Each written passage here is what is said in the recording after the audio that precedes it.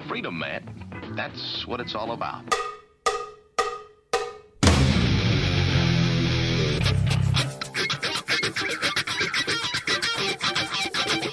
You've got to groove on freedom, like the good book says.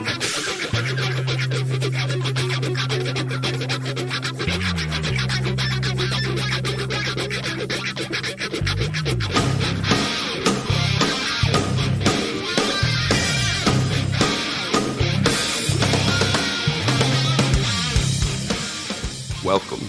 You are listening to What on Earth is Happening. This show will discuss the topics of human consciousness, mind control, natural law, the occult, and all issues that affect the freedom of the people of Earth. What on Earth is Happening will endeavor to shine light upon the darkness of our world and to offer empowering solutions to the problems we face as humanity approaches its critical moment of choice. And now, here is your host, Mark Passio.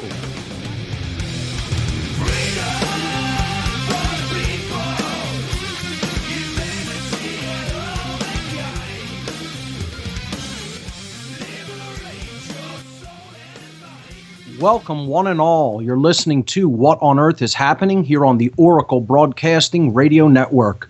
I'm your host, Mark Passio. My website, whatonearthishappening.com. The network's website, oraclebroadcasting.com. Today is Sunday, December 16th, 2012. The show is live every Sunday from 5 to 7 p.m. East Coast time. That's 4 to 6 p.m. Central time.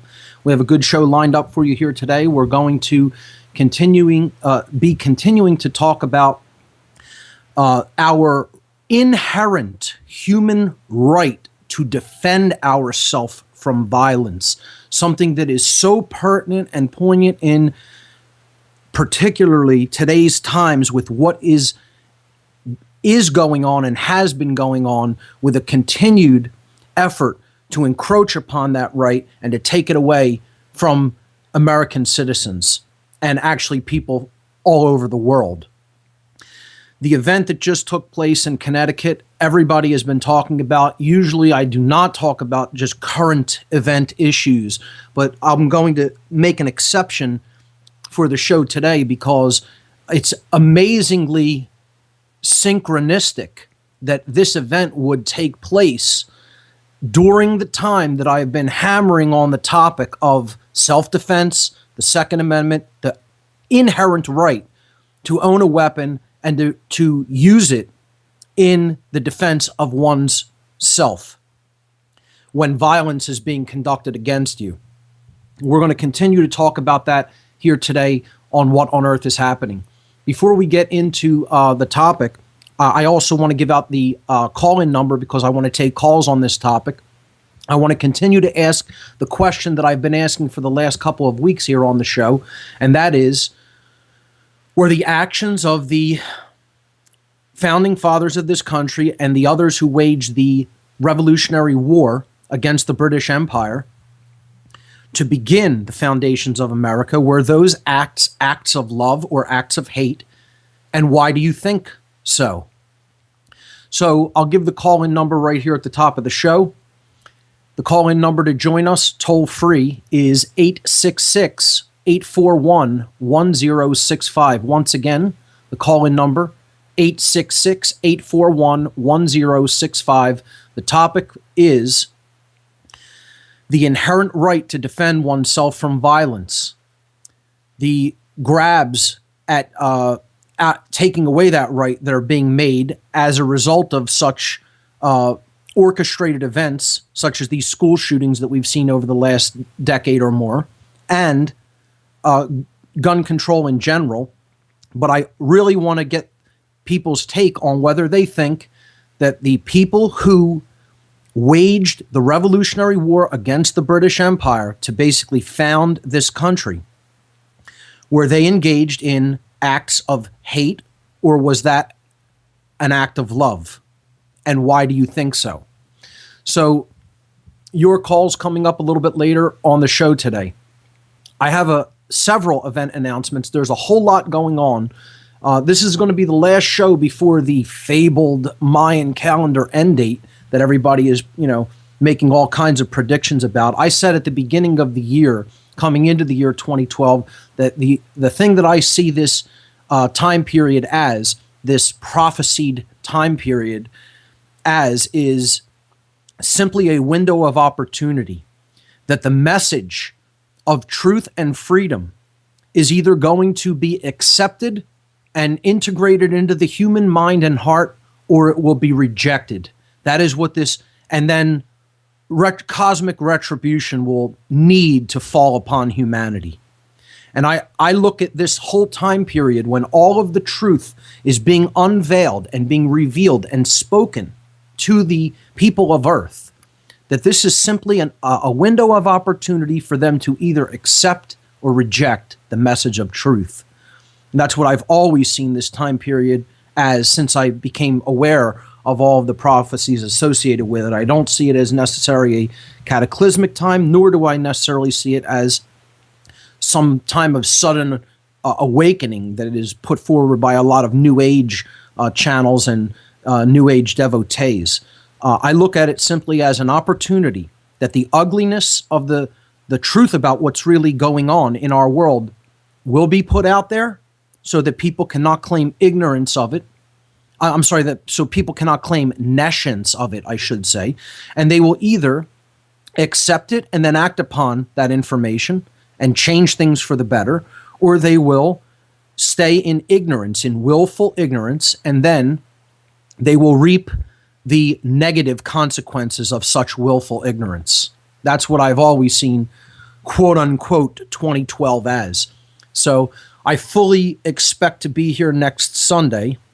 I don't think anything catastrophic or cataclysmic is going to occur between now and then.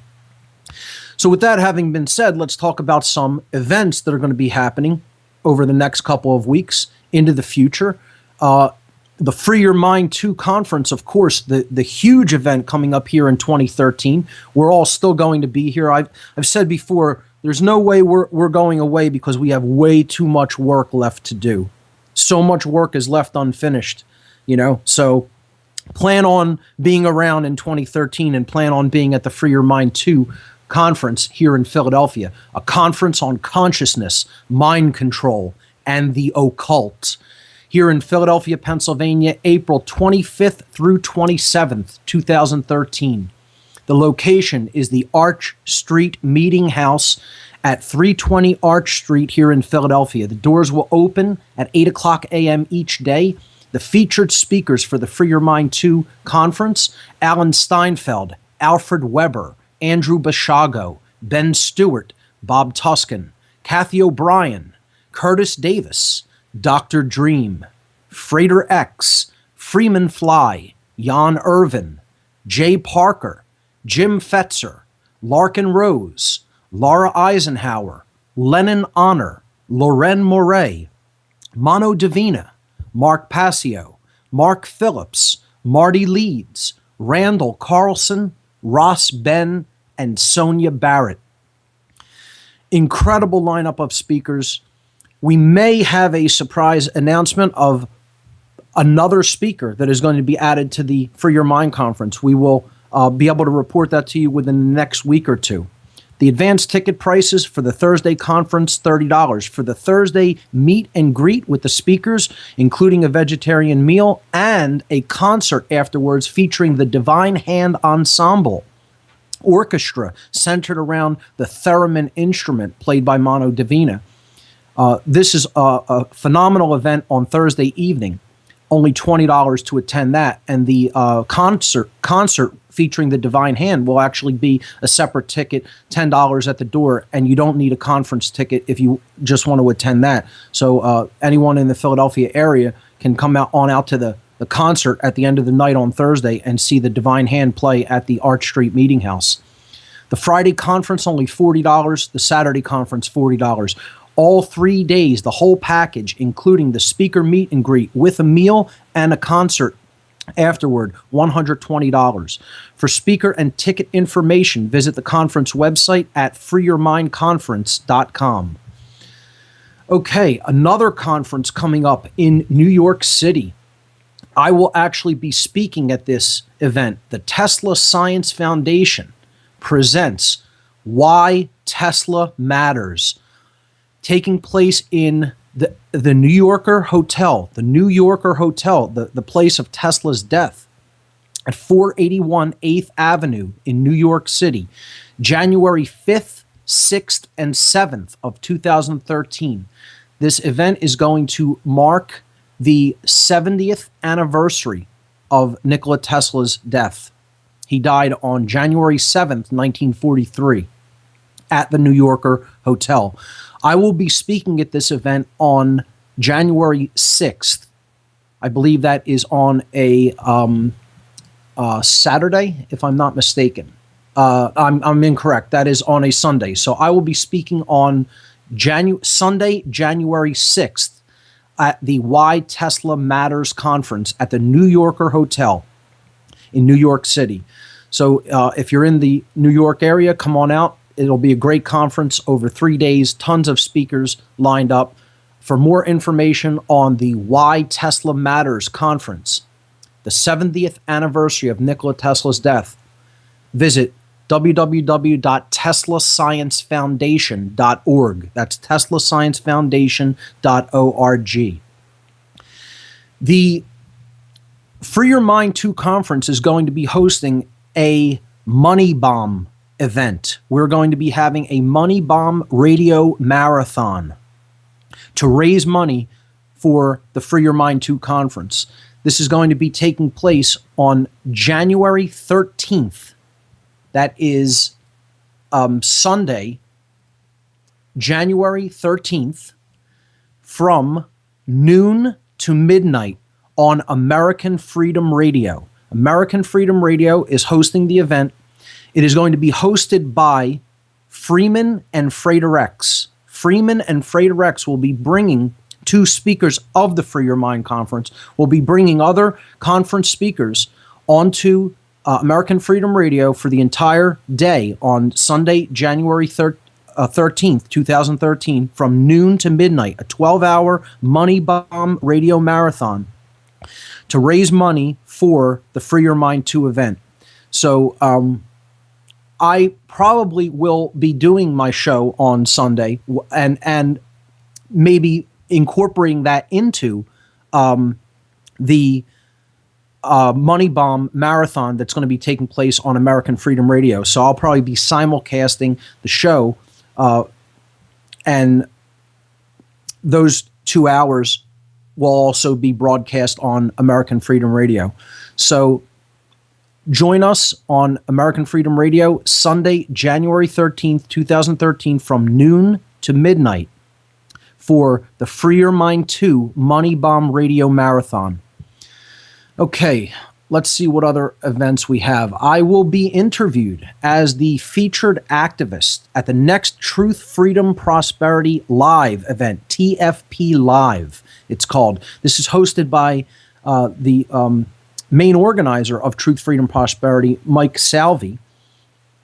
And this is going to be on the fabled end date of the Mayan calendar, Friday night, December 21st, 2012, at Underground Arts, 1200 Callowhill Street in Philadelphia. The event starts at 8 o'clock p.m. It's going to feature the guys from the Panic Hour, N.A. Poe and Steve Miller. They're going to be doing a live broadcast, live radio broadcast of the Panic Hour show starting at 8 o'clock. Then there's going to be a couple of comics, a musical act, and then I will be interviewed as the featured activist for the event. Truth, Freedom, Prosperity Live, TFP Live, always features great stand-up comics, musical artists, and local activists from the Truth, Freedom, Prosperity activist group here in Philadelphia. So for more information on that event, check out truthfreedomprosperity.org. And also check out tfplive.com, tfplive.com. The free monthly documentary screening and discussion night hosted by Truth, Freedom, Prosperity will be taking place, as it always does, on the last Thursday of every month at Essene Food Market and Cafe. So this month it will be happening on Thursday, December 27th 2 days after Christmas, 6:30 p.m. sharp start time. Essene Market is at 719 South 4th Street. That's the corner of 4th and Monroe Streets in Philadelphia. The film for Thursday, December 27th will be Innocence Betrayed. Innocence Betrayed. This is a documentary which demonstrates how gun control has been historically used to disarm citizens and make them helpless before governments commit genocide, mass exterminations of the human population. And this is a movie like this helps us to develop a long view of history by showing us what has always happened, the inevitable pattern that takes place. We're going to talk about this a little bit today.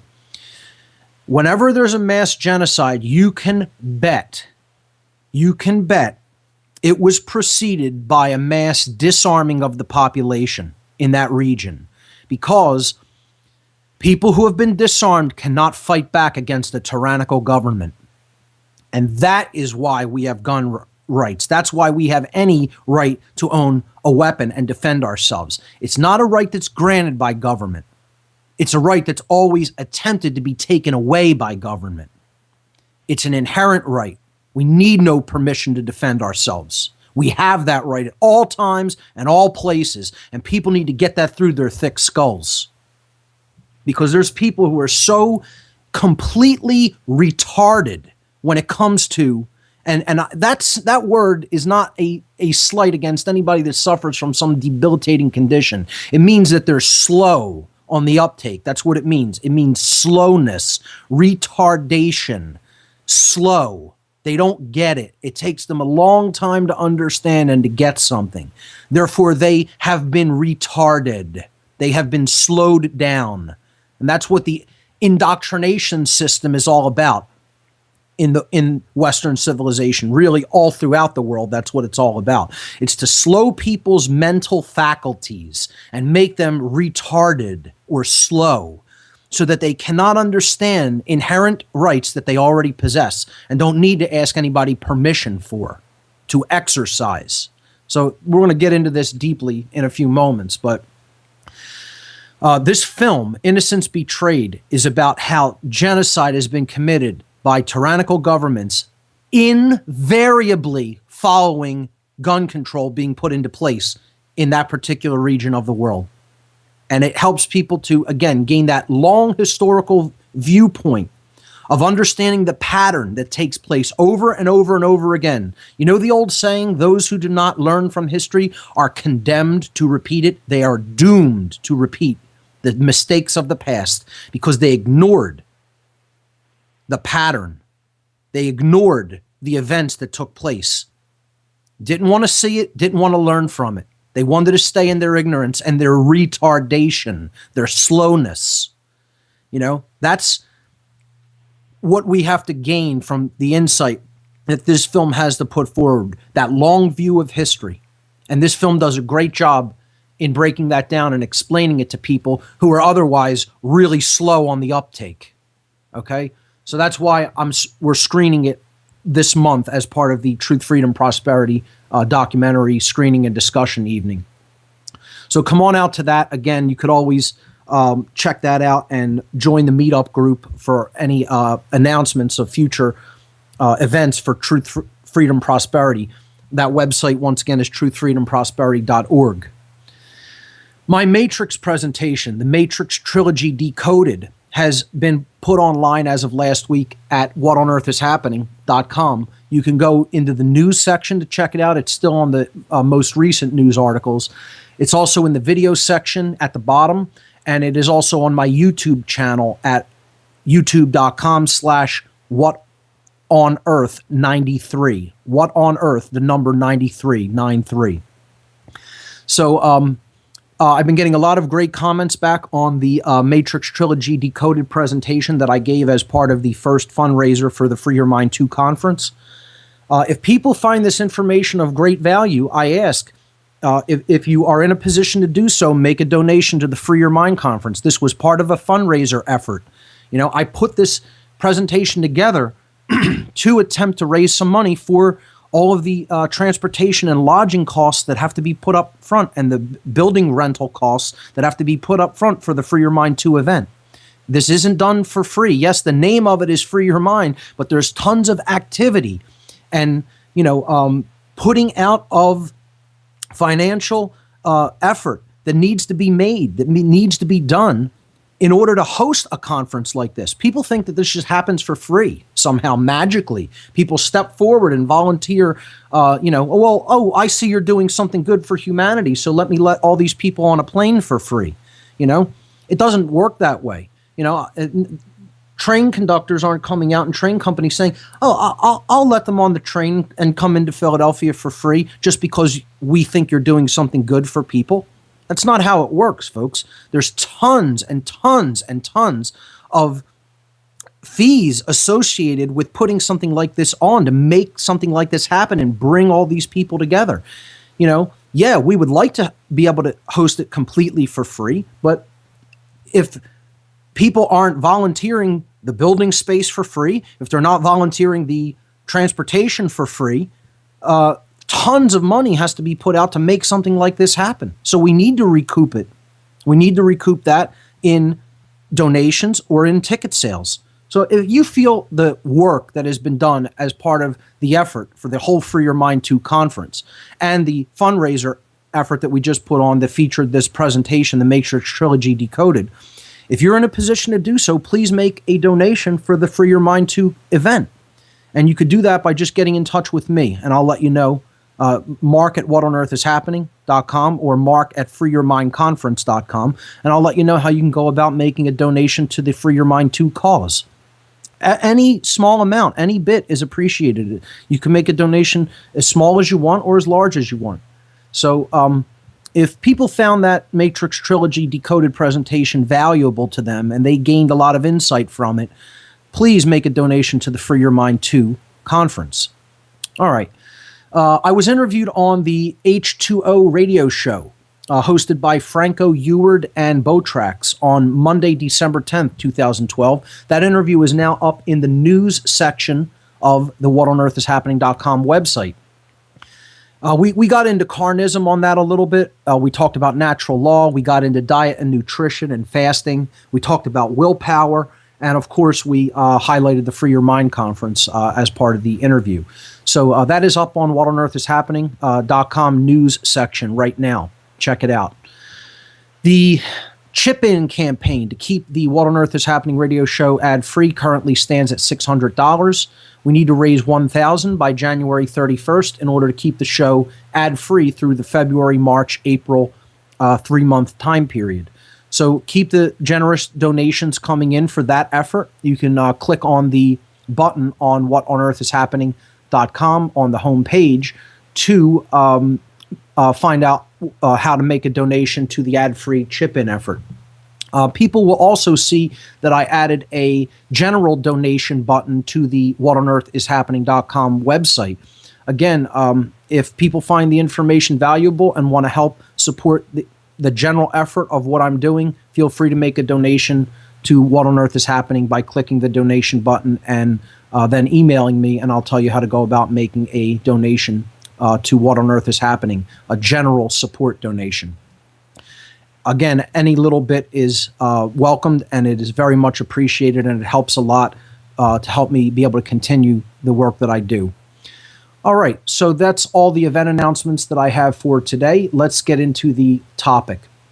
We have been talking about on the show over the last couple of weeks psychopathy, and we got into all of the different characteristics of a psychopathic personality.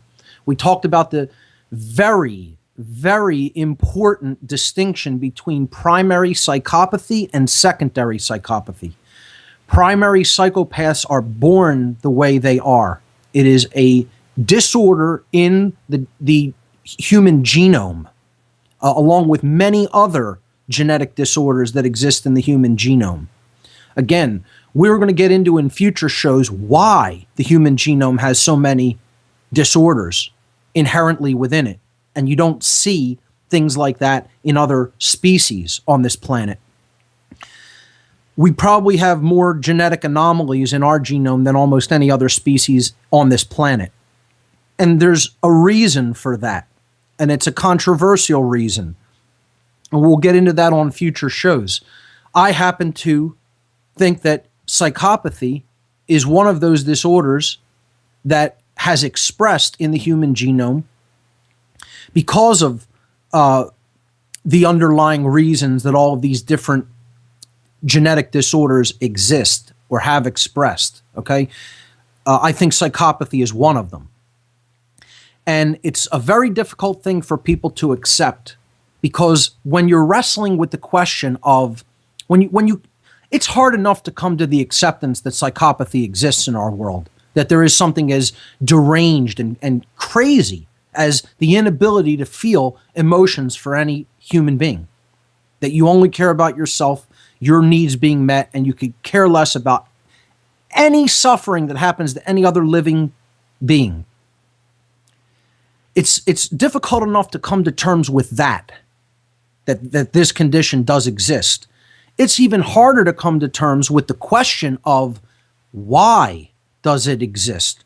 What put this here with humanity, this condition? Why does it exist at all? And again, we're going to begin to shift slowly over into that question. I don't want to take calls on that question today. Okay, we're talking about gun control. We're talking about the inherent right to keep and bear arms. We're talking about the inherent right to defend oneself against violence. And we can comment on this Newtown school shooting, and then the subsequent gun grabs that are inevitably going to follow an event like that, because that's what the whole thing is geared to do. Pin it on the lone nut gunman, and then justify gun control and gun grabs because, oh, you don't want to see this happen to more children, do you? It's always a play on human emotion. And those who are under the most emotional mind control, who think with the emotions instead of understanding the reasons that gun ownership is so vitally important for the preservation of freedom, they'll just buy into the whole drama of it and say, oh yeah, guns need to be taken away from people. And again, this is because they've been so dumbed down and so indoctrinated that they have been actually turned into people who are literally retarded, completely slow in their understanding of an issue as important as this, which the founders of this country made so abundantly clear. There is no place for a misinterpretation. You literally have to be completely dumb not to understand or be able to interpret their words. Their words were so clear, so precise. They were so frugal about their words that they did not want to obfuscate the issue at all. They were so abundantly clear that it's impossible to mistranslate their words unless you have been put through the ringer of indoctrination and obfuscation through the media and the so-called educational system here in America. One hope that I have when it comes to all of this is that America has the highest gun ownership rate per capita in the world by far than any other country on the earth. Yemen is a very, very distant second. And that gives me hope. That's one of the only things I take any hope in. When I look at a gun ownership map of the world, and I didn't get a chance to post that. Maybe I will post that in the image section for today's show. Again, you could always check out the images for today's show on the radio show page of What on Earth is Happening while the show is live. After the show is archived, I put that up with the podcast. With each respective podcast, the images go with each podcast on the podcasts page of whatonearthishappening.com. So the images for today were just basically a repeat of last week's images. I, of course, put the Free Your Mind 2 poster, the Why Tesla Matters event, And then I had the characteristics of psychopaths relisted. You could check those out. I won't go into them again. We reviewed that last week. And then there was the chart of what force is versus what violence is, the force versus violence dichotomy, which people really need to understand. I will review that this week. And then the Second Amendment, worded as it appears in the U.S. Constitution, and then also worded in a way that we might word it if we were writing it today in modern colloquial English, which I think makes it even more understandable and unambiguous. People need to understand that the Second Amendment was written with very specific intentions, and there is no room to interpret it at all. It is very clear and abundantly specific. And for people that think, oh, there's tons of room to interpret this, you're wrong, simply wrong. There is no interpretation for this. The founders were very clear by what they meant, by all the terms involved in the sentence of the Second Amendment, all abundantly, over the top, specific. And we could get into, a couple of quotes a little bit later about, what they meant by specific terms in the Second Amendment. And again, this isn't just about the Second Amendment. The Second Amendment does nothing, folks. It does nothing. It's words on a piece of paper that are expressing an idea, a concept. Okay? It doesn't grant one right or take a right away. Okay? It's attempting to communicate that something should never be allowed to be done by the people. That government should never be allowed to infringe upon anyone's right, inherent, natural law right to defend themselves against violence. And that means whatever weaponry is at your disposal, period. I don't care, from a stick, from a pebble, from some sand that you can throw in somebody's eyes, up to a nuclear bomb. Let's go to that level of extremity. Yes. People say, well, would you want people having each individually carrying tactical nuclear warheads? Wonderful idea. How about that? Okay, so we get the complete logical fallacies out of the way. Yes, it doesn't matter the extent of the weapon. It's about your capacity to wield it.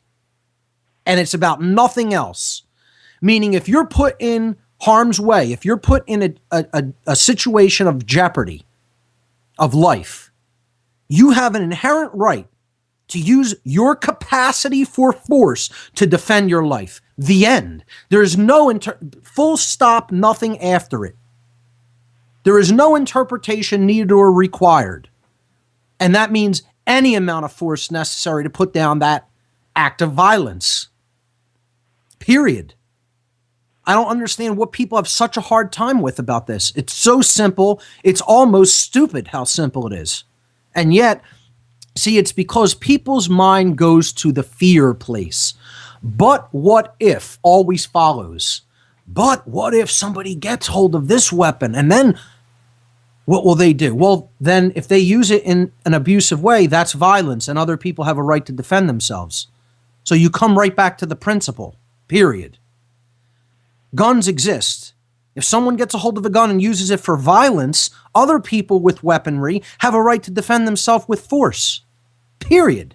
You go right back to the defense principle. There's two principles that need to be understood. The non-aggression principle and the defense principle. That's it. These are principles. They're called principles because they are based in truth.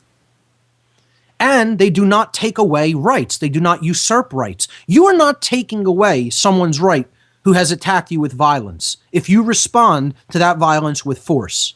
Let me just say that again and be abundantly clear about this. You are never taking away someone else's rights if you respond to their violence with force. You have that right to do that. And you're not taking away their right. You're not responding to violence with violence. That's impossible. If violence has been done, there already exists an inherent right to respond to it with force, to put down that act.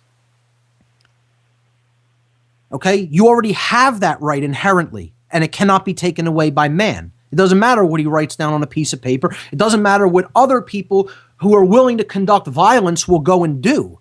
The right still exists. Cops can try to take guns away from people all they want. It doesn't make a difference. You're not taking the right away. Somebody has a right to keep a gun for their defense and to brandish it if violence is being conducted against them and put a bullet in somebody to stop that violent act of aggression. You have that right. It doesn't make a difference what law is passed. Everywhere where there's gun control laws, the rights still exist in those places. It doesn't matter if there was written. Somebody can't say you no longer have this right to do this. See, people have to understand the absolute nature of rights. Rights are not relative. They can't be granted. They can't be taken away. They always exist and they are forever. Is that an extreme position? You absolutely better believe it is an extreme position. You better know that it is. It's an extremity. Truth is extreme. It is all one way. It is not black and white. There are no shades of gray involved. It's all one way. Rights are absolute. They either exist or they do not exist. No shades of gray. The right to defend oneself exists and it cannot be taken away by man. The end. That's it. You either understand that because it is a law and you accept that you are under that law. You are standing under that law. It is above you because it is natural and inherent to creation. You do not supersede or stand above that law. Either you understand it or you don't understand it.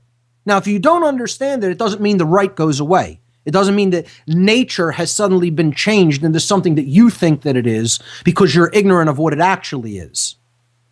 It still remains unchanged. That's why it's called a law. Because it is inherent to creation and it is immutable, meaning it cannot be changed by anyone's whims or fancies.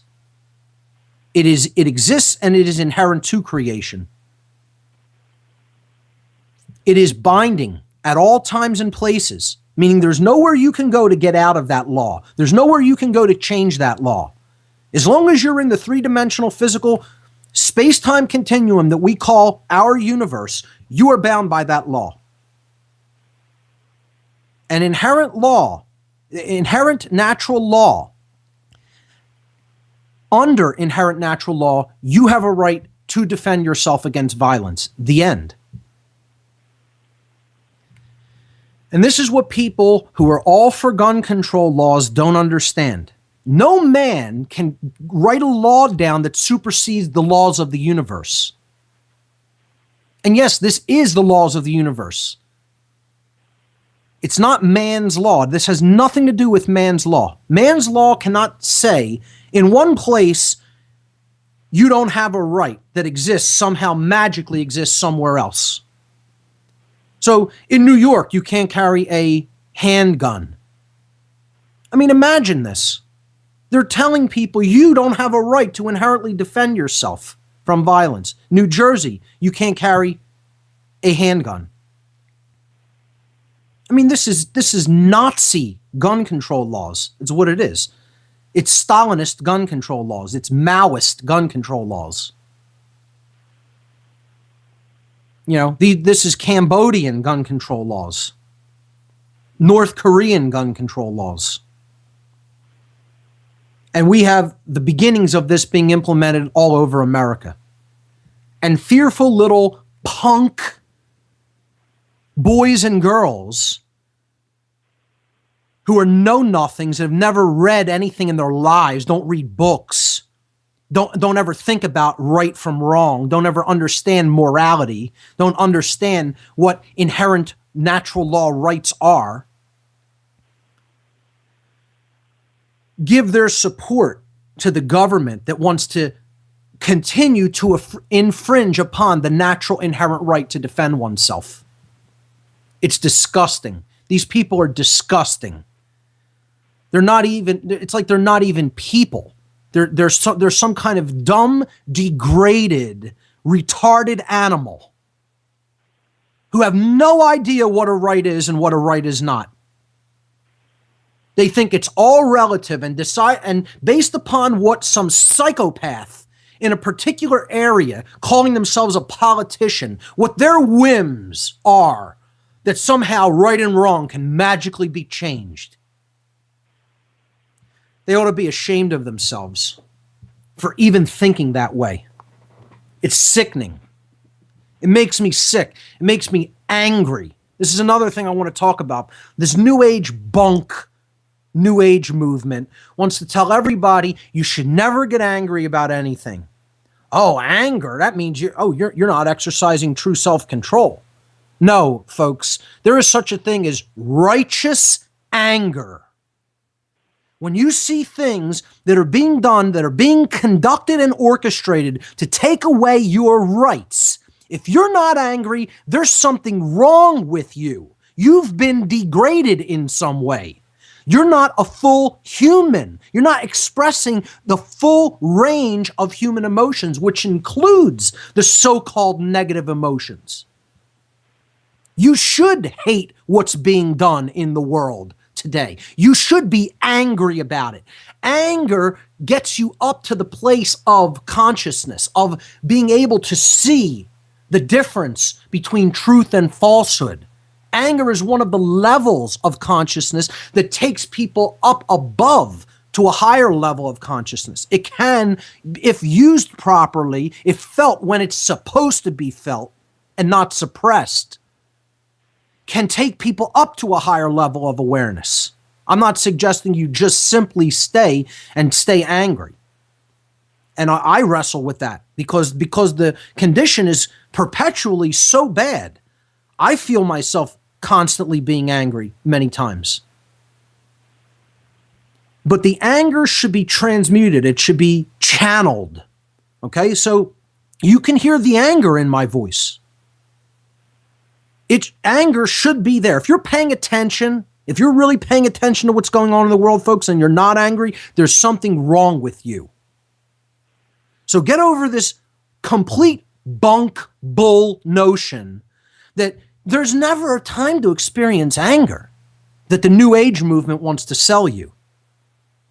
This is all to get you to lay down. That's all it is. It's all to get you to lay down so you won't take any action, so you won't do anything, and so you'll accept your slavery. If you're not angry, you're going to accept your slavery. Use the anger to spur you on to a higher level of awareness and help you to understand what you should be doing, should be advocating. And we need to come together and speak out forcefully against this grab that is going to be going on and is going to be pushed harder and harder as they do more of these orchestrated events, these total human sacrifice rituals. And if you don't think this was another one of them, the footprints are all over it, folks, all over it. The fingerprints of this being a false flag event that just happened in Connecticut, in this new town, okay, by this so-called lone nutter gunman. If you don't understand that this is an orchestration and it's being used to justify the continual erosion of people's inherent human rights to defend themselves, because they want to take away the ability to defend yourself against tyrannical government. That's what guns are for. The ancillary thing that weapons are for, meaning the secondary usage of them, ancillary, secondary usage, or secondary reason, is self-defense on the street against other citizens or self-defense in your home against intruders into your home. Those are ancillary. And then for people that, believe in the violence and aggression ideology, hunting, which I don't think is really a right. I think you're just taking animals' rights as a result of doing that. You're going and, engaging in violence against other beings, not human beings. And somehow people think that's acceptable and should, continue to be engaged in and practiced. That will set off a whole nother round of controversy. But, go back and listen to the podcast I did on carnism. If you don't think that what we're doing to the animal kingdom is being done to us. It's one of the reasons that all of this whole prison continues to perpetuate itself, called the earth. The conditions that we're experiencing on the earth, one of the main driving causal factors is what we do to animals. If you don't want to understand that, you're also completely ignorant. that the correspondence principle, the principle of correspondence, which is one of the expressions of natural law, is actually going to work when we do violence to animals, and it's going to rearrange the field energy that we exist in, and it's going to ensure that ultimately violence is done to humanity, which it is being done to us every single day. Until we understand we can't do that to our animal brothers and sisters and expect it not to be done to us, we're not going to make any progress. But again, I'm not here to, that's not the topic of discussion here today. I'm talking about what gun rights are inherently exist for. The right to own and brandish a weapon against an attacker is an inherent right. And an ancillary usage or an ancillary reason for owning guns is hunting, home defense, and self-defense when walking in open territory. Those are ancillary usages of weaponry in general. The primary usage of weaponry is to defend your freedom from the encroachments of tyrannical government. And get that through your thick skulls out there, people. That's the primary usage of weaponry. To stop encroachments against your inherent freedom, against your inherent rights as an individual by government, regardless of what form that takes. And you can look up tons of examples of what form it takes. Meaning how government goes and encroaches upon people's rights and ultimately wages genocide against them once they get them disarmed. Time and time and time and time again. You know, whether the dictator's name is Pol Pot or Joseph Stalin or Adolf Hitler or Genghis Khan or Julius Caesar, guaranteed they're going to go and try to disarm the people that they want to conquer. And they're going to tell them, you can't have weapons. We can have them, but you can't have them. The people who conduct the violence are going to tell people who aren't being violent, you can't have weapons. You can't have guns. We can have them. We're the authorities. We're allowed, but you're not. And this is just, no clearer example can be made of the acceptance of human slavery. That's all it is. You could color it up, you could dress it up, you could tie a nice bow tie on it, make it look pretty, but all it is, no matter how you gift wrap it, is the acceptance that someone else is your ruler and you are their slave. That's what the acceptance of all gun control laws are. And it's deplorable. Totally deplorable. The nerve that other people actually accept I'm a slave. Meaning themselves. They accept in their own mind that they're a slave to someone else and someone else is their authority that may command them what they can do. What kind of weapon they may own.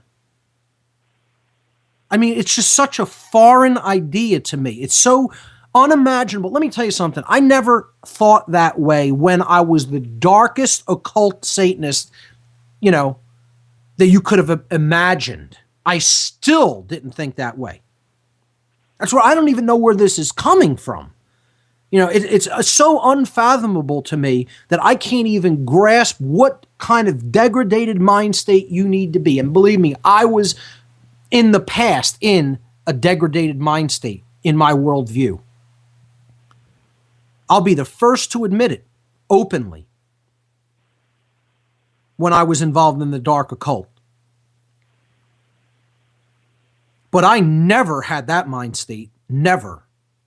I mean, I have no idea where that comes from. I guess it's because my mind state was inherently more, in earlier in my life was just more imbalanced toward the left brain hemisphere. And the left brain, when it goes chronically dominant, the personality becomes more dominator, wanting to dominate other people.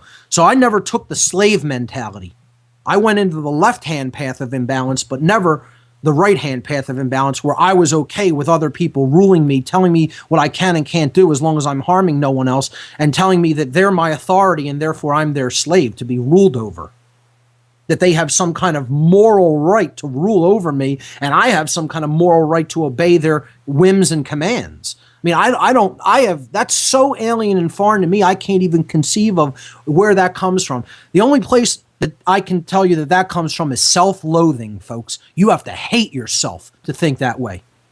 You have to absolutely hate who you are to think that way. You have to be totally ruled by the emotions, never understand that there's a time to defend oneself from violence, and you have to be willing to say, go ahead and do whatever violence you will to me, I won't lift a finger to defend myself, which is called a total coward. That's what someone like that is, a total coward. And if you're a total coward, that means you hate yourself, because you couldn't love yourself if you're a coward. You would never stand up for yourself and defend yourself if you're a coward. You would just lay down and let people run roughshod all over you. Do whatever they want to you. It has to come, if you just think about it, just from a psychological standpoint, that level of that mind state has to come. It must come from self-loathing being present within the individual's psyche. It has to come from a place of self-hatred. If you truly love yourself, you understand what freedom is, you love those who you value in your life, your friends, family, spouse, children, etc., you're going to be willing to stand up and defend yourself, viciously if necessary, if you're attacked. And this is what people are daring to come out and say needs to be forcefully taken away from people? Really? You're going to take away my inherent right to defend myself against violence? I don't think so. Not while I draw breath. What gives you the right? Where does that right come from in your diseased mind? Not in this lifetime. Hear the anger and know it comes from a righteous place. If that turns you off, then shut the radio off right now. Don't listen to it if it turns you off. If you're some meek, timid coward that is never going to stand up for your rights and defend yourself against violence, then none of us want your help or need it. Okay? We could go to the quote of Samuel Adams, you know? A brilliant philosopher who truly understood the inherent right to self-defense, one of the founders of this country, one of the people who, because of his courage, helped to foment the American Revolution. Which, if it didn't occur, believe me, things would be 100 times worse. You want to look at where things are headed, folks? I'll tell you where things are headed. Go watch a documentary about North Korea. That's where things are headed. That's the human future. A state exists right now that is arguably 100 times worse than Nazi Germany ever was. You want to take a look at that regime? Go look at it. And know that's coming to America if we don't turn our mindset around and understand what real freedom is. That's going to come to this country sooner than anybody realizes.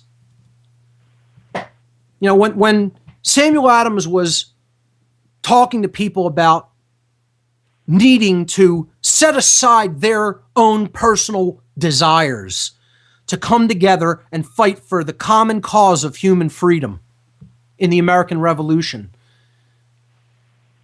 he was trying to explain to people that you can't love your life more than you love freedom. If you love your life more than you love your freedom, you're ultimately a coward. If you love your job, keeping your job more than you love freedom, you're a coward. If you love comfort in your slavery more than you love freedom, then you're a coward.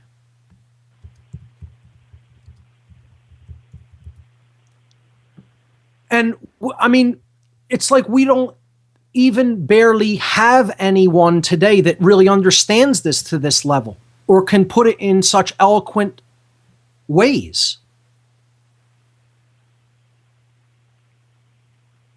It's like something has been lost from humanity. I'll read this quote from Adams, and he's the person who I quoted for the Free Your Mind 2 event. That's, last year I quoted from Jefferson and put that at the bottom, the footer of the page, and, on the program for the Free Your Mind 2 event, about that Thomas Jefferson said, "I swear upon the altar of God, eternal hostility against every form of tyranny over the mind of man." A quote about mind control. He understood you have to control the mind to control the body. You have to control the mind to take away people's inherent freedom, get them willing to give it up. This year I quoted Samuel Adams about natural law. The natural liberty of man is to be free from any superior power on earth and not to be under the will or legislative authority of man, but only to have the law of nature for his rule. That's it. Natural law. That's all there is. He understood there is no such thing as the authority of man. There is no such thing as the rule of man being an authority on earth. That true freedom is only to have the law of nature for one's rule. Natural law. The founders understood this. Adams understood natural law perhaps better than anyone. I mean, maybe with the acceptance of Thomas Paine, who I feel had a grasp on it to a very, very high level. Here's a quote by Adams. He said, "If you love wealth greater than liberty, the tranquility of servitude, more than the animating contest for freedom, then go forth from us in peace. We seek not your counsel nor your arms. Crouch down and lick the hand that feeds you. May your chain set lightly upon you, and may posterity forget that you were our countrymen." If you're not willing to defend your freedom with force if necessary, you're a coward, and the people who really understand freedom don't want or need your support or help. That's what he was saying to them. When they were responding for a call to arms to fight against invading attackers against America, they wanted to take their inherent rights away. They were saying, if we lose, the crown might take my business away. Imagine, that's what they were concerned about. Instead of the freedom for themselves and future generations. So we're going to open up the phone lines in hour 2. We're going to take a quick 2-minute break. We'll be right back. You're listening to What on Earth is Happening?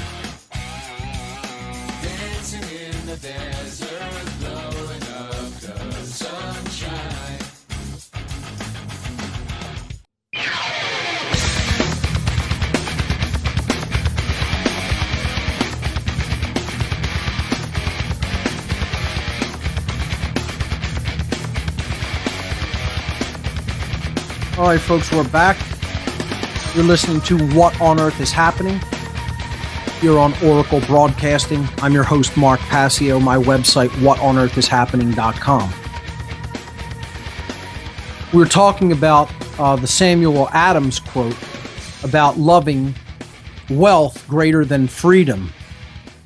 And this is something that, unfortunately, has spread like a plague in modern America.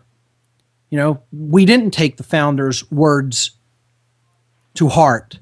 We, continue to love wealth more than liberty. It's a disgrace. That this has become people's god. Money is people's god.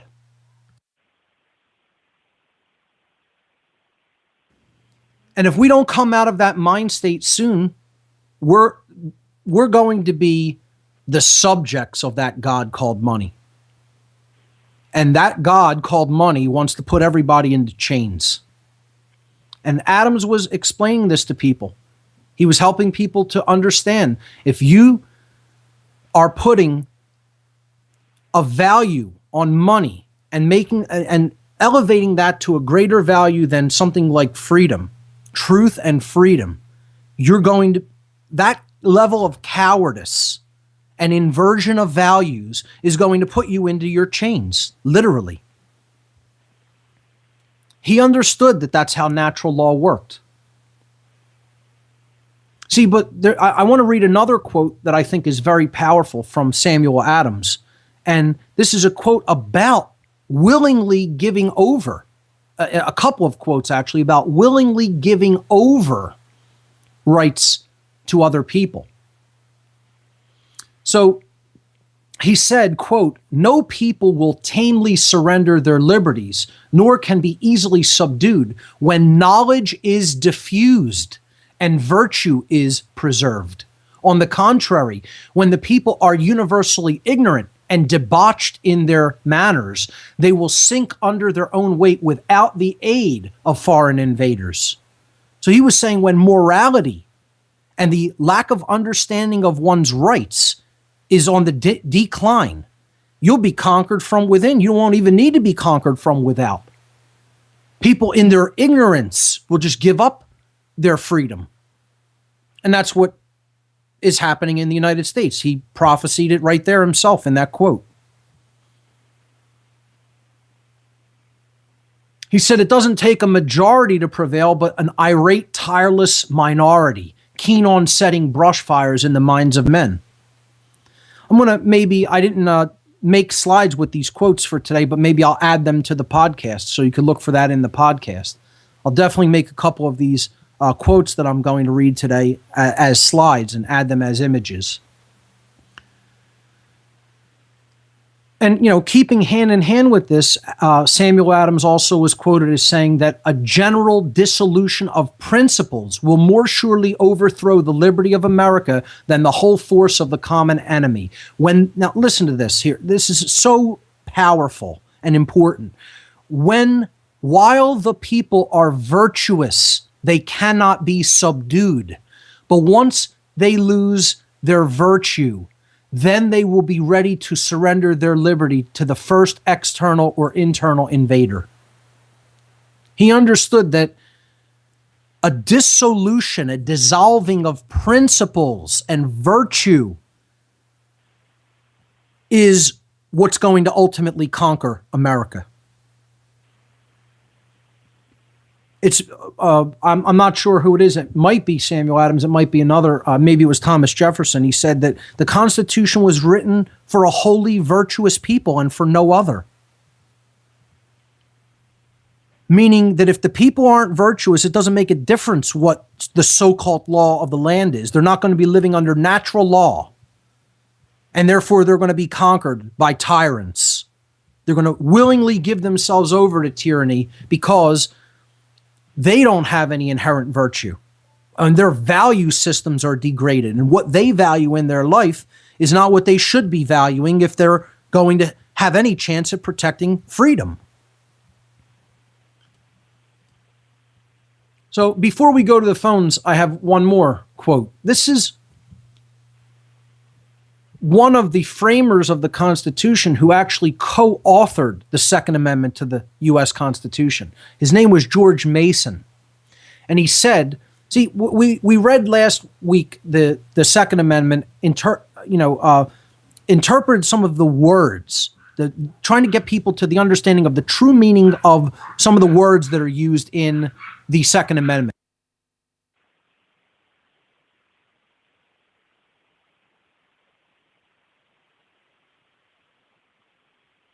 And in getting down to some of the meanings of words that people have lost their understanding of the meaning of. And the word militia was one of those words. People have this completely erroneous notion of what the term militia in the Second Amendment means. They think it means something that it does not mean. Okay? And this quote by George Mason helps to completely remove the ambiguity of what that word is. He said, what is the militia? Quote, what is the militia? It is the whole people. To disarm the people is the best and most effectual way to enslave them. That's a quote by one of the co-authors of the Second Amendment to the United States Constitution. What is the militia? It is the whole people. Let me just repeat that again. The person who wrote the Second Amendment. Here's the quote by him. What is the militia? It is the whole people. What part of that is ambiguous? What part of that is open to misconstruing or misinterpretation? I'd like someone to explain that to me. But people don't think that's what the militia means.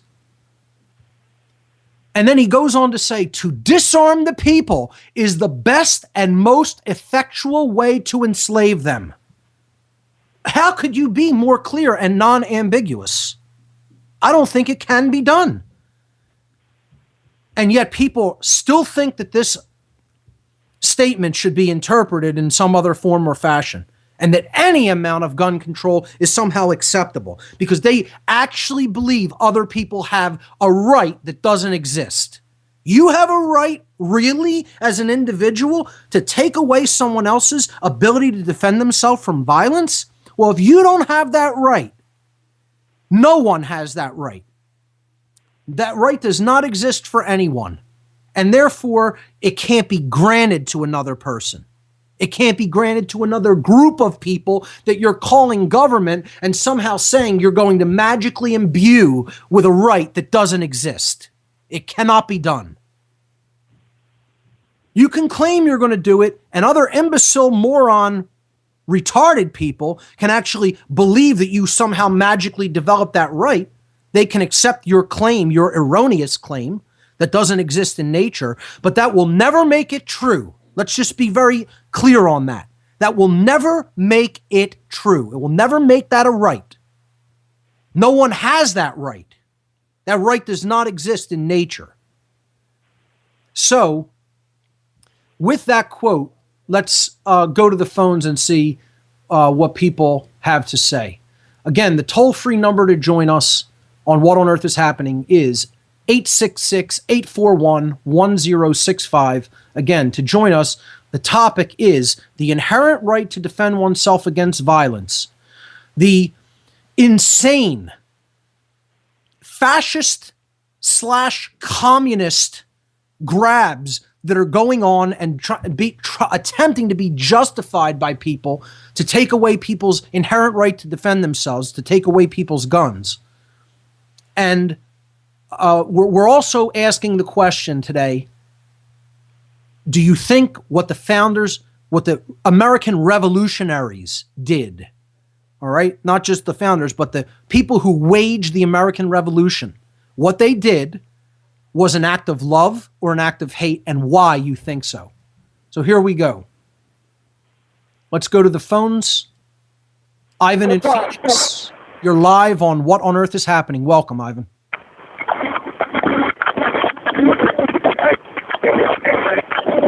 Ivan, I'm having a real hard time. Ivan, I'm having a real hard time hearing you. There's a lot of background noise. I know you usually call in from your place of employment, and there's some background noise sometimes, but it's kind of over the top today. So I'm going to put you on hold. If you want to try to make a reconnection, if you can get into a quieter place, I'll put you to the top of the line. All right, Richard in Washington, you are live on What on Earth is Happening. Welcome. Yes, Mark. I hope we can have a short dialogue because I believe in everything of the concepts you're saying, but I'm thinking that as a practitioner of the trivium and the quadrium, you're actually using words in a wrong connotation. What we have, and I will defend this freedom to my death, is we have the right to make a choice. And the real word is choice. We have a choice. Okay, you only have a right if you have some foundational perspective, and that's what, quote unquote, the Constitution gave us. It gave us rights based on that Constitution. But that's the next distinction. Natural law was a philosophy of man. The law of nature is something that we can believe in as the trivium and the quadrium give us, because that is an objective reality. So, you know, those distinctions are really important. A pacifist can make a choice not to use violence and not defend himself. I would make a distinction that that natural law is inherent. there is a philosophy or an understanding based upon natural law, which is philosophical, but natural law is inherent. It has to do with inherent rights and whether an action is a right because it does not cause harm, or whether an action is not a right because it does cause harm. So I would say it's not in itself a philosophy of man, but the understanding of it is a philosophy. That's the only distinction I would make, but I agree with what you've said there. Well, that's exactly why I want to make that distinction, because if you use the term natural law, that is John Locke's philosophy as well as other philosophers. But the law of nature is a physical, objective reality of the trivium and the quadrium. And you have to be very specific in that, because you can get people confused by the fact that you're not talking about gravity, you're talking about a concept that is oriented around egocentric perspective. Well, I call it natural law, as many other philosophers throughout time who have understood these principles call it. You could rearrange the term and call it the law of nature. I'm not trying to split hairs on the term.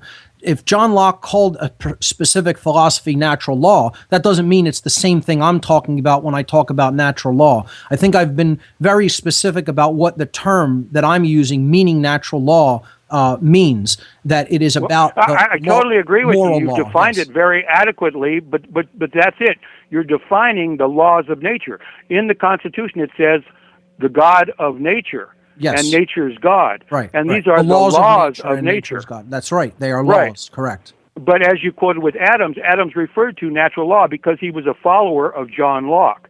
They agreed to the same philosophy, but that same philosophy is not a law of nature. And we can point that out by what Thomas Paine, because you and I both agree that he was one of the most outstanding of the founding fathers. And if you I'll remind you that I was the person that asked you to rethink the founding fathers. But in Thomas Paine's time, he said it is a duty of a patriot to protect his country from his government. Sure. Well, I think, because I believe now the times have changed, I think it's the duty of a patriot to protect himself from all governments. Yes, because I agree. We have evolved. Yep.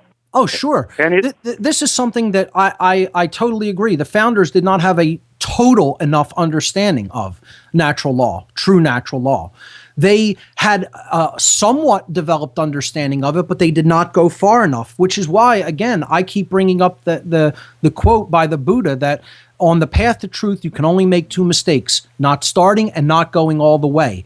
The founders started the path to truth, but they did not ultimately go all the way. It's up to us today to understand we need to go all the way and understand all government, no matter what it is inherently illegitimate, because it is all based on the violence ideology, and it is based on taking away choice from people, and ultimately that is the equivalent of making them slaves. Exactly.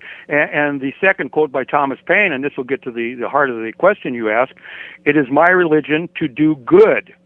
Okay, I believe that religion was instituted, starting with the Caesars, the downfalls of the Caesars, and then picked up by the Holy Roman Empire because they want a continuation of subjection, is religion is being used to subjugate us, and because of that, we use that as a mistaken and fraudulent foundation to give definition to words. And those words, unless you use that religious framework, don't have the same connotation. Excellent point. I definitely agree. And that's why I'm so specific about using the term laws of nature. Right. And if that then explains your question. There's perhaps less ambiguity in that term than just natural law. But see, one of the things I've been trying to do, instead of even using the term natural law, is take it to a different level in the phrasing of the concept, and call it the underlying spiritual laws of creation. Then it's very difficult to misconstrue what we're talking about.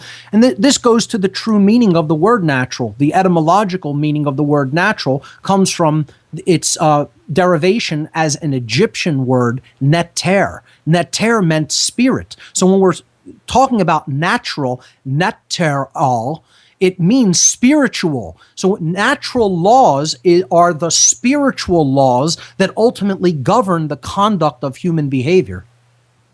Exactly, and that's why it's so important.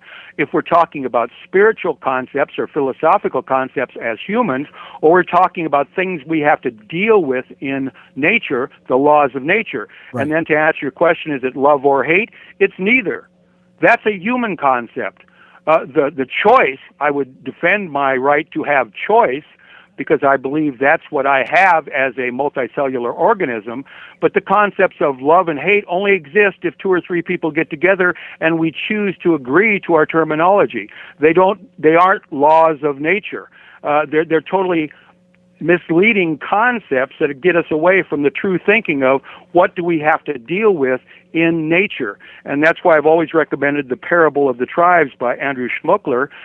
If you read that concept, and the second title is The Problem of Power and Social Evolution, you'll find that sometimes we get confused and distracted because we don't distinguish between what we as humans egocentrically call philosophy and what we as humans, as multicellular real organisms, have to deal with in nature. Yeah, you're talking about the difference between the map and the actual territory, the actual landscape. And this gets into areas of, definitions of words and semantics, but I think people are clear enough about what I'm talking about, the expression of love, which I've talked about before as really something that helps consciousness to expand and to flower, versus the expression of fear, which is the counteracting force to that force that wants to unfold consciousness and make it expand and grow. So in that context is what I'm asking people, not in the context of what do you love, what do you not like, preferences or choices in that sense. I'm talking about, is this an act that has helped people to grow and move forward evolutionarily in consciousness, or was it an act that should not have been taken because it makes that process, that natural unfolding of consciousness, move backwards or stagnate? So again, I could clarify that a bit, but I am putting that out there not in the terms of whims or likes or general preferences, but in the true sense of those terms. I would say that love is a force in nature. It is that force which actually helps consciousness to expand and grow, whereas fear, and then ultimately anything based upon that, such as hatred, will help to shut down that process. So that's the connotation that I'm asking it in. And I think most of the people who are within the sound of my voice and hearing what I'm generally talking about will not split hairs or go into a semantical argument. But I agree, it is important to clarify that, because many people will not understand exactly what we're trying to get at when we're using terms like that. So that's a valid point. So thank you for that. Well, that's why it's so important that we use the correct term of choice versus rights. No organism has the right or a right. All we have is choice. All organisms have a choice. Now, that choice can be to defend yourself, but like I said, the pacifist choice is not to use violence in any situation. So you always have to make that distinction between philosophy and natural law of nature. And that's a good point. We could maybe talk about on a future show pacifism. And I could get into all the reasons that I do not think it is a good idea, and that why I think that it is something that actually goes against the laws of nature to remain completely non-forceful in a situation where your rights are being usurped and violence is being done unto you or those around you. I do not think that that falls into harmony with right under natural law or under the laws of nature, under cosmic spiritual laws of creation. So maybe that's a good topic for a future show. Richard, in Washington, thank you for the call. Great points that you've brought up. Let's go to Russ in Minnesota. You're live on What on Earth is Happening. Welcome. Yes, I know that Richard is quite a fan of this Schmuckler fellow. Anyway, yeah, and Richard, Richard thinks that his idea of a great lunch is tackling a buffalo and eating its intestines. I'm making light here. I'm not trying to be hypercritical, but Sure. Well, did you have anything to contribute to the discussion on gun control in general, the inherent human right to defend oneself, or perhaps you want to chime in on the question of what do you look at the actions of the American revolutionaries as? Were their actions the proper ones that ultimately helped consciousness to move forward, or were they? Should they not have taken those actions, and should they have not responded to the violence that was being done unto them with force, as they chose to do? I think they made the right decision. Okay, I do too. Why do you think so? Well, probably pretty. I mean, I think that when Richard tries to talk about nature versus, and he says we don't really have rights. And well, yeah, rights are something that we create, that humans did. It's a human creation, and it's like saying that a guy can't just come up to me and take my money out of my wallet. I don't agree that it is a human creation. Again, I think a right is something that is inherent to creation, because laws that govern creation that govern our choices. See, our choices are governed. This is what we have to understand. We have free will to make choices, but not without consequence. There are always going to be consequences for the actions that we take based on choices that we've made. And those laws that govern that are fixed. They're not mutable. They're not changing. They're not open to our interpretation or whims or dislikes or preferences or likes. Okay? They are fixed laws that are inherent in creation that are always going to give us a specific type of result, a specific energy. And we're creating as a result of those choices in harmony with natural law or in opposition to it with these laws of creation. Okay, these spiritual laws of creation. Those laws have within them, okay, the inherent concepts of right and wrong, the inherent distinction energetically of what is going to result if this action is being taken because it is not moral, or whether this other action here, what it's going to create because it is in alignment with morality. Meaning, did the action result in harm or did it not result in harm? Now, when you talk about the actions of the founders, people can look at them and say, well, their actions resulted in harm. Not the founders. I shouldn't use that term. The revolutionaries, the American revolutionaries. And I'm being specific. Let's say the people who actually brandished weapons. They brandished firearms. They shot firearms. And they killed other people who were coming over here to this land from England and other places in Europe to continue to oppress them at the hands, at the request of the British Crown. Okay, so the revolutionaries, you could say, well, were they causing harm to the physical bodies of other people? Yes, but what was the reason that they chose to make that action? Well, that's because first harm was being conducted to them. They were being stolen from. Their rights were being stolen. Their physical safety was being stolen. In many cases, they were being put away for non-crimes when they had not done anything except disobey the orders of the crown. And their freedom was then being stolen. So all of these things are acts of violence. Ultimately, all transgressions against the laws of nature are acts of violence, and they all involve theft of some kind, whether you're taking someone's property without the right to do so, whether you're taking someone's safety and you have no right to do so, when you're taking someone's life or freedom or rights. It's all theft.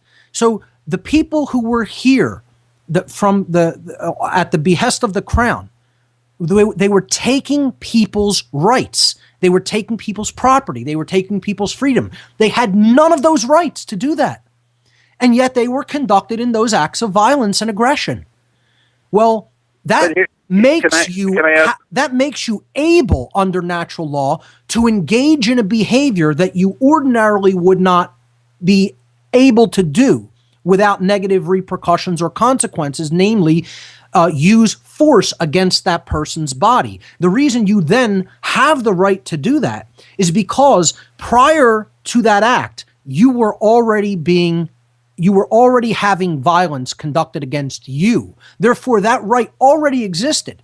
But see, the only way you have the right to engage it, in other words, you reserve the right to use force, but you then have a right to take force, to actually use that force, only if violence is being done unto you first. When that's being done, which was being done, they then had the choice. Do I want to engage my right of this potential to use force and put it into actual physical manifestation, or do I just want to continue to take this and let it go unaccosted in the physical domain? And this is what I'm trying to say. I think when people make the choice of pacifism and there is violence continuing to being conducted on a constant basis, and people's rights are continuing to be eroded and they're being put further and further into chains and slavery, I feel that it is a wrong to continue to remain a pacifist.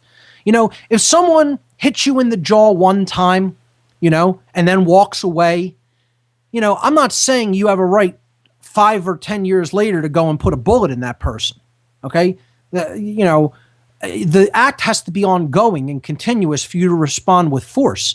But what I'm saying is if someone kept coming to you every single day and hitting you in the jaw and you're just going to sit there and take it, that's not a right. I'm sorry. That is a wrong. You are now operating within wrong. In that one instance, when there was no pattern and it was just a wild random act, perhaps, you have a choice and you can say, well, I can choose to respond to this with force or I could let it go. But if it keeps happening, if there's a continuous train of usurpations and abuse, as was the reason for the Declaration of Independence being signed and the separation from the crown to begin with, okay? If there is a continuous train of usurpations and abuses being conducted and you still sit there and do nothing, you are within the wrong. You are not operating within the parameters of natural law at that point. So the ideology of pacifism, I do not look at as a philosophy. I look at it as an ideology that is not based in a deep understanding of the laws of nature, of cosmic spiritual law at all. It is based in an ideology that is ultimately based in some form of self-loathing, that you will continue to take abuse and never respond with your right to defend yourself with force. That is what the New Age movement wants to convince people is the right path to take in life, and that is what religion is also, in a big way, trying to convince people through ridiculous notions such as turning the other cheek, which I do not in any way feel that the teacher in the Middle East, who is referred to as Jesus, Yeshua, Yehoshua, whatever you want to refer to him as, ever told people to do. I feel that was added in to the Bible. It is one of those things that was added to the Bible as a result of dominators in a given area wanting to control the minds of people. And again, we're not getting into the whole astrotheology of religion. Even if you do accept there was a teacher or set of teachers that were teaching true, deep, cosmic principles about the laws of nature in the location of the Middle East in general, around the time of the 1st century AD. Again, I don't think that was part of that teacher or teacher's philosophy. I believe that was added in post that era to the Bible to get people to stand down and never engage their natural law right to defend themselves with force if required, and if set off, if a perpetual train of abuses and usurpations against their rights were being conducted. Your response to that? Well, I mean, in the Bible, it's really sometimes difficult to figure out exactly who said what. I mean, I just read a verse the other day where it says, God did not send his son to judge. And then a few chapters later, it says, Jesus says, it was for judgment that I have come to this world. Right. So, yeah, I mean, the Bible's full of, I think, was written by a lot of different people, and whatever one guy felt on one day, he would say, and another guy would say something else, and they'd attribute quotes to Jesus that probably were never made. I think a lot of the conversations that Jesus has with his followers, like if you've read the Socratic dialogues, you've got Socrates talking with Thrasymachus and all of these other fellows. I think that's just Plato giving his views through Socrates, who is just a fictional character. Interesting. And I see Jesus. I see Jesus in the same way. He's been being used sort of as a protagonist, as a mouthpiece, right? In a literary work. Yes, it's quite possible. And I'll if you have anything else, go right ahead. I have a quote that I want to read about Jesus's idea about peace in the world, about maintaining peace, and what a quote attributed to him is about, that I think is one of the most encouraging and one of the most profound statements that is made in the Bible philosophically. So do you have anything else for us, Russ? Well, if I could just hold on and listen, I'd appreciate that. Oh, absolutely. Thanks so much for the call. Great points. And, here's a quote that I do take to heart that was written in the Bible. In Matthew chapter 10, Jesus is quoted as saying, "Do not suppose that I have come to bring peace to the earth. I did not come to bring peace, but a sword. For I have come to turn a man against his father, a daughter against her mother, a daughter-in-law against her mother-in-law. A man's enemies will be the members of his own household. Anyone who loves his father or mother more than me is not worthy of me.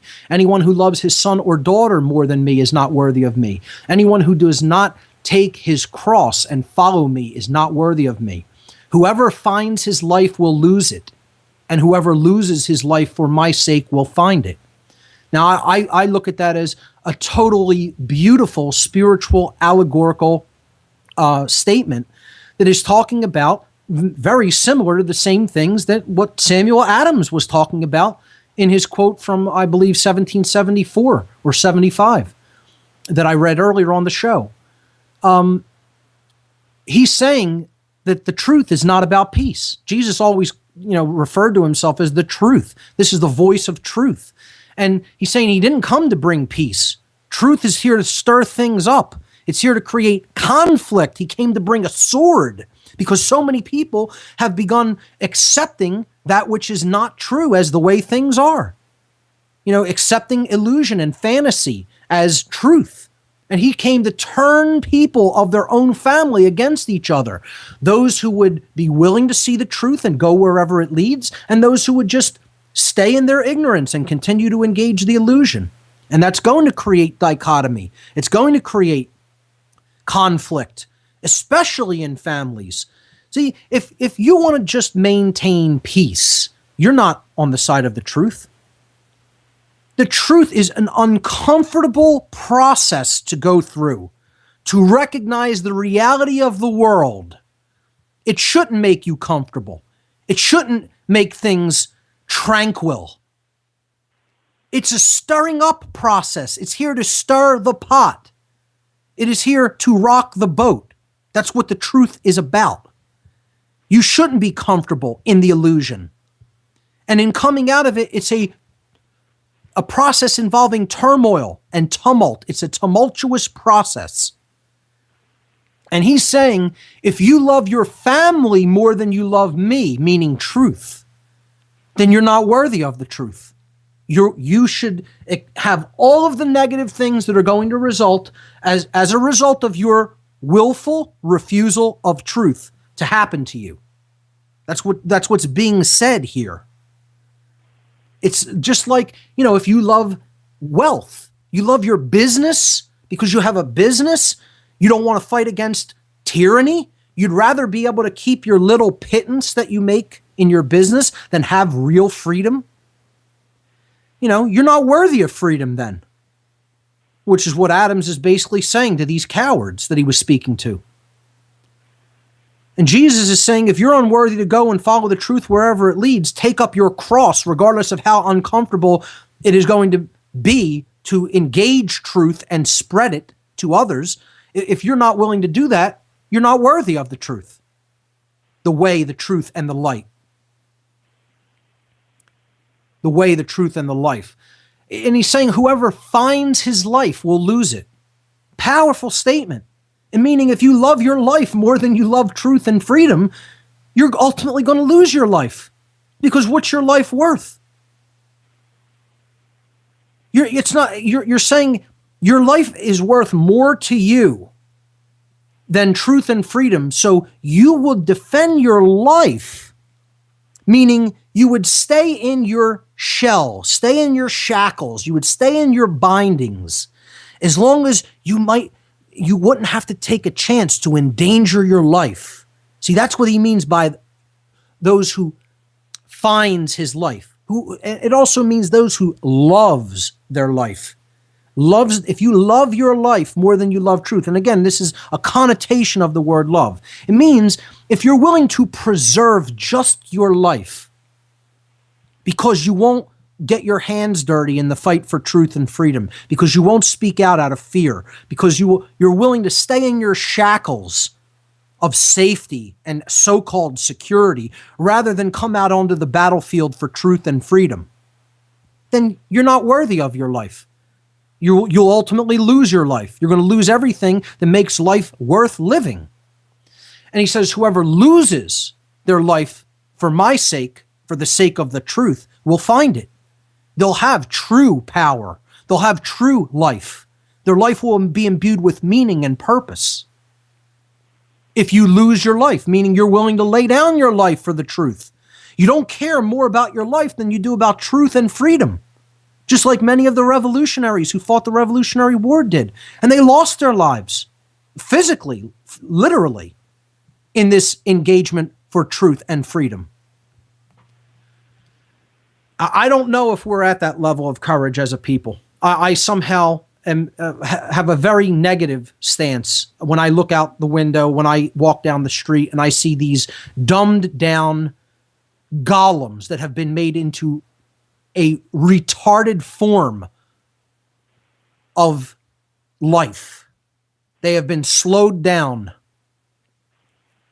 to a point where the mental processes are just not engaged enough to even understand what freedom is, let alone to have the willpower to be engaged enough to fight and protect it. But I do think there's that small irate, that tiny irate minority that Samuel Adams talks about that may be able to put a dent in this and make a difference. I still think it's possible. As for the masses, I think they are so hopelessly, irreversibly dumbed down that I don't put too much faith in anything that they could do in the way of creating real change here. But in that irate, tireless minority, if we really go even further, go all the way and engage the will, maybe we can make something powerful and positive happen. Let's go back to the phones.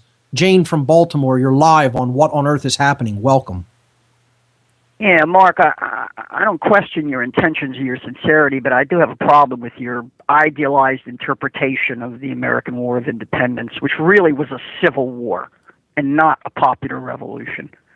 And it was opportunistically undertaken on the basis of securing support from other empires, including the Empire of Spain, the Kingdom of France, right, the Dutch Republic under the House of Orange, and Frederick the Great of Prussia, but against the British Empire.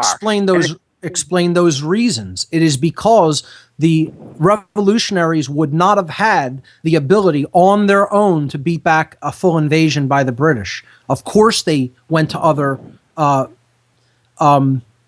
ruling elites in England and made deals with them to get the support that they needed. Otherwise, they would have been crushed. They went to other ruling elites to fight against the crown by promising certain things to get the the resources, reserves, and actual physical men that they would need to command in order to have any fighting chance. I don't think that means that their intentions were necessarily bad. I think they did what they felt had to be done in order to have any fighting chance whatsoever without coming in and being crushed with a swift stroke, in the first invasion. They were in the middle of a world war, and to credit the cleverness and the brilliance of colonial diplomats like Franklin and John Jay, were able to exploit and take advantage of this world war in order to get these other empires to gang up on the British. And especially French money, French troops, and the French Navy, which was pretty much completely responsible for the victory at Yorktown by bottling up the British. So, I mean, this was strategically critical, and it wouldn't have happened otherwise. This is the classical strategy of the enemy of my enemy is my friend. Of course they engaged in that. I don't think that inherently makes them evil in any way or means that they themselves had any motives to enslave the American population. But I think they were appropriately cold-blooded and cynical about it, and that's how we should be when it comes to the Chinese communists, the Russian gangsters, the Muslim Brotherhood. What about other forces that exist out in the world? What about the forces of communism and totalitarianism and fascism that are at work right here in the United States? I say, we may find ourselves in the position of having to play them off against each other, and we shouldn't have any illusions that somehow or other we're going to be able to adhere to some high-minded, perfect principle. It's going to be ruthless, and it's going to be dirty. Now, and the problem you're pointing to is in the midst of all this blood and filth and betrayal and intrigue and subversion, how do you maintain any integrity? How do you maintain the honesty of your intentions? Other thing I have a problem with is all revolution is ultimately failure. All revolution, if you let it get to the point where you need to do that, is going to involve coming down a notch to go forward a notch, so to speak. So what were the failures of the American Revolution? Clearly they failed to abolish slavery. Right. Which turned out to be a disaster. Well, the first thing is, in the signing of the Declaration of Independence, they couldn't even get that through without making capitulations to the South to strike out the anti-black slavery clauses that were included in the original drafts. That's one of the first things that was a failure that started, I think, that moral failure paved the way for all of this coming back and encroachment of tyranny. That's one thing. There's also the question of the Native Americans and the limits of the frontier. That they conquered this land to begin with, that it was already inhabited by people. We didn't just co-inhabit it. We came in and conquered it. That's another thing that can't be ignored, of course. So weren't the Indians really losers in the revolution? Well, let me put it this way, not all of them, but weren't the tribes that were allied with the British, which I think were the majority, they really lost as a consequence of the American Revolution. I agree. And again, in no way am I saying the American founding fathers were angels in any sense, nor should my words be construed to be interpreted as such. Okay? They were not fully enlightened. They did not go all the way toward the truth in understanding high levels of how natural law operates, nor did they understand the fundamental unified field aspect of reality of oneness from a deeper spiritual perspective. They were not in non-duality. They were still in certain levels of dualistic mind state in their mind and in their behaviors. So they weren't perfect. They were as good as what we had available at that time period in human history. What I'm saying is we need to go farther than what the founding fathers did to create the pocket or the level of the maintaining of freedom that they were able to accomplish. By no means was it perfect, and in many ways it was a failure, because we wouldn't be talking about the need for a possible second revolution if it was successful. We would be truly free and really, engaged in our natural inherent rights without usurpations on those rights. And that isn't what occurred. So, ultimately, when it gets to a point where it has to be done like this, you have to recognize you've already not been doing the real great work of changing consciousness enough. You didn't have enough people to get on board with that work and that effort. And if you want that chance to be able to happen sometime in the distant future, you're going to have to physically beat back the attack of aggression and violence that is actively being done to you because you weren't getting it done in consciousness all along. The founders' major failure is that they did not properly put the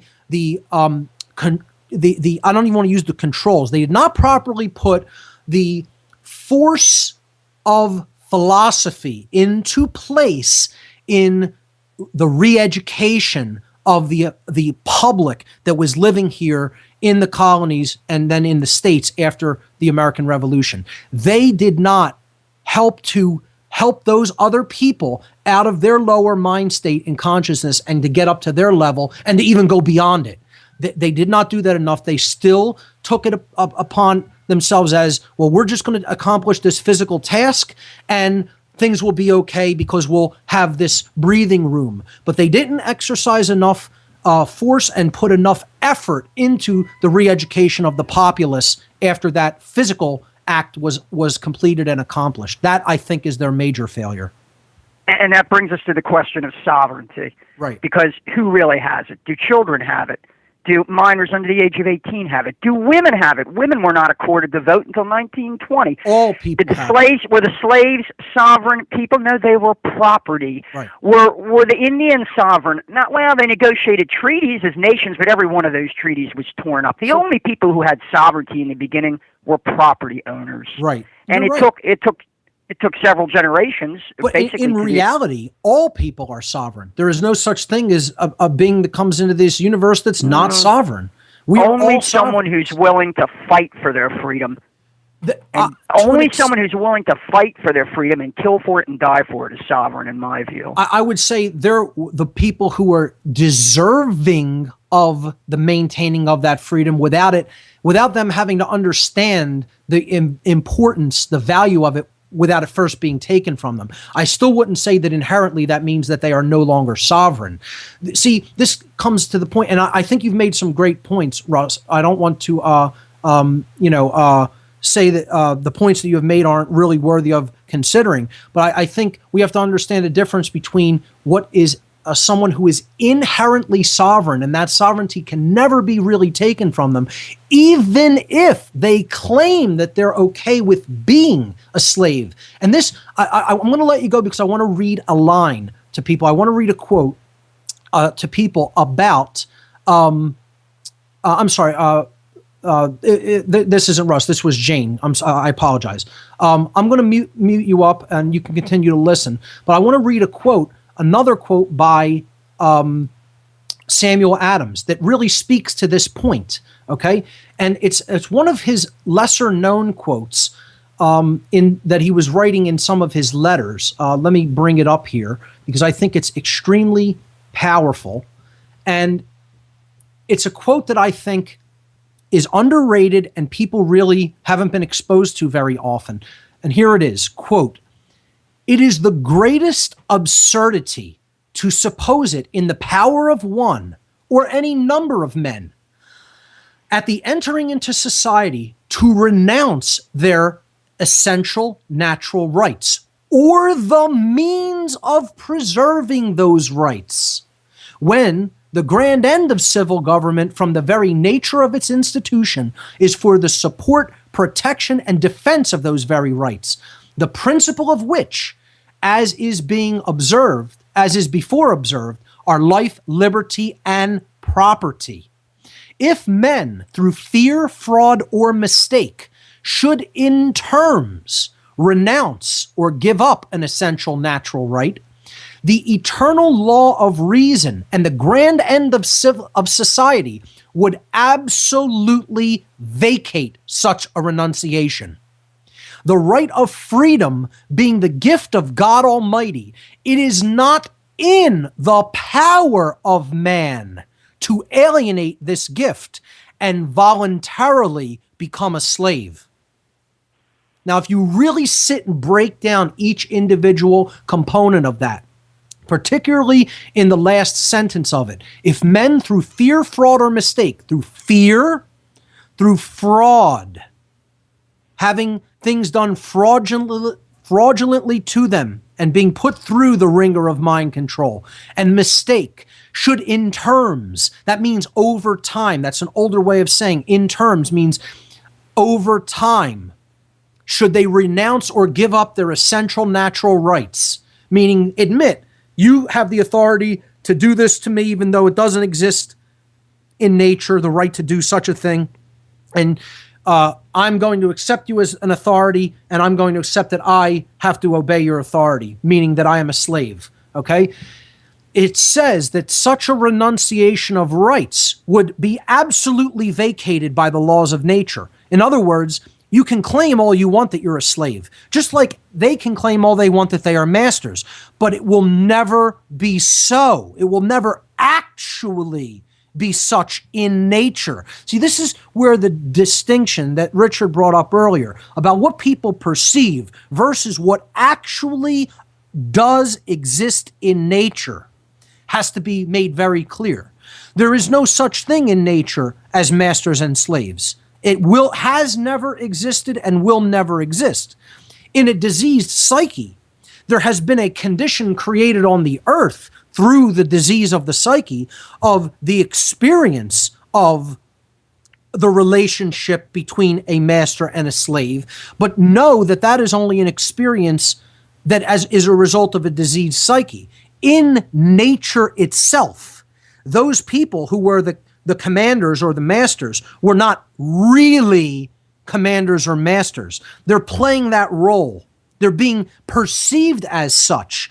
If you were a completely objective observer that could somehow exist independently of this universe and look in on it, you would see these are just people having an experience that this side claims is a master and this side claims that they are their slaves or their subjects or servants. And in reality, that's not so. Nothing in nature makes that arrangement such. These are just choices to believe in certain completely unfounded and poisoned worldviews that have no bearing in truth or fact or principle, and to latch onto those diseased ideas and accept them as being true when in fact they are in no way true. That distinction has to really be understood. That in nature, there is no such thing as a master or a slave, because in nature, there is no such thing as the authority of one being over another. It does not exist. If you think that exists in nature, you are delusional. Delusional. Doesn't exist, never has existed, never will exist, because no such right exists in nature under the laws of creation. There is no such right as a right to command, as a right to be an authority, as a right to conduct violence against someone else and have the right to do so. That right doesn't exist. You're always committing a wrong in engaging in that behavior. So what Adams is saying here is, since freedom is a gift from God and it exists inherently in creation, it can never be separated from man, nor is it in man's power to separate it from himself. You cannot, in nature, in reality, say, I'm a slave and you're my master. It cannot be done. Since that is against inherent laws of creation, you can only make the claim, but it will never make it true. Nobody can voluntarily be a slave. If you think you can do that and accept slavery, you are wrong, meaning you are existing within wrong. You are not in harmony with cosmic spiritual laws of creation.